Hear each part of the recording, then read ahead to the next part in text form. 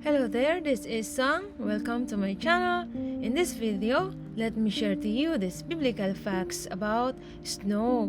Pero bago po iyon, let us know what is snow or niebe sa Tagalog.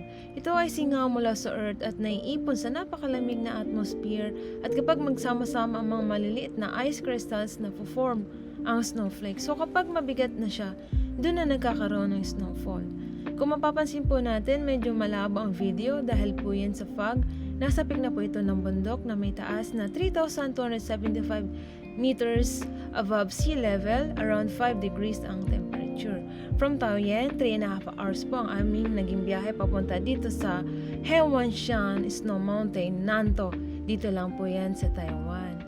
Kung nais nyo po na mapasyalan ang lugar na ito, magbaon po kayo ng lakas ng loob at plastic bag. Biro lang po. Kung mahiluhin po, advice po. At higit sa lahat, panalangin.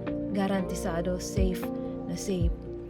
Hindi lahat na-appreciate ang snow dahil meron siyang magandang dulot at medyo struggle effect sa ibang lugar. Pero nung pinagmamasdan ko ang pagpatak nito mula sa langit, nakita ko itong very important biblical truth about God.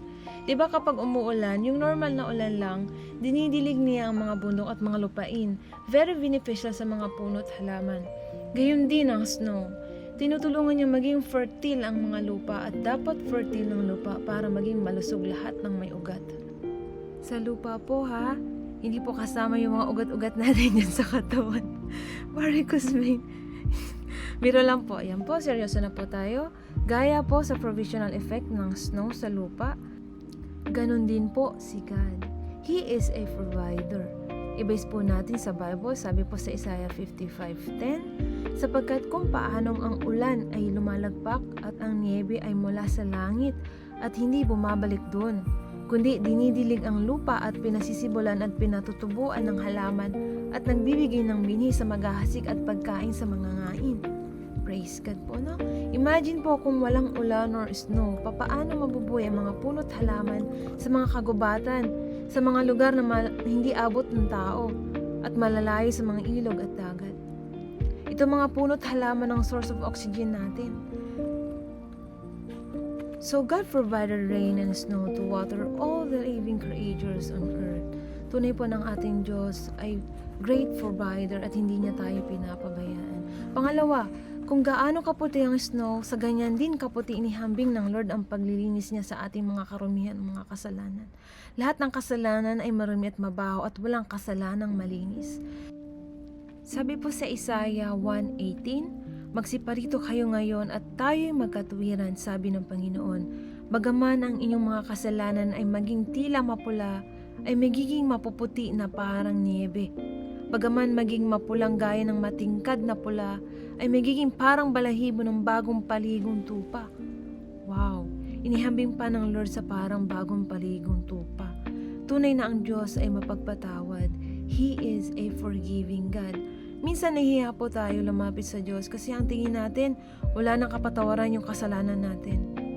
Kapatid, sabi ng Panginoon, come as you are. Hanggang may ulirat pa po tayo, let us come to the saving grace of God. He is full of mercy. He is full of love. At ito po yung pangatlong katangian ng Diyos na nakita ko mula sa snow. Kung tititigan po natin ang snow, ang tingkad ng pagkaputi niya at kung masinagan pa ng araw ay parang glitters, kumikinang crystals ang itsura. Ang linis tingnan. Di ba po nakakamangha? Amazing ang ganda niya.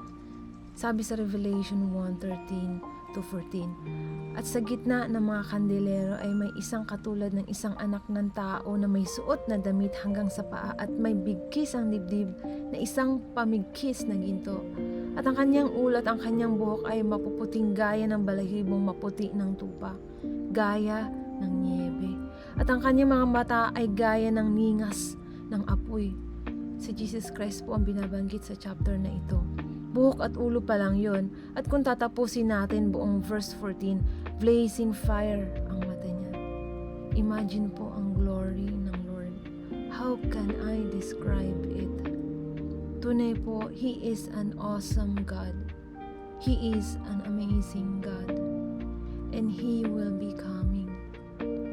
the moment na mag-decide po tayo isurrender ang ating mga buhay sa Panginoon, higit pa sa ganda ng snow ang future natin. Sabi sa Jeremiah 29:11, "For I know the plans I have for you, says the Lord, plans to prosper you and not to harm you, plans to give you hope and a future." At kapag si Lord nangako, tinutupad niya yan. Proven and tested na. Hanggang dito na lamang po mga kapatid. Salamat sa iyong panonood. Until next time, see you on my next vlog. Bye-bye!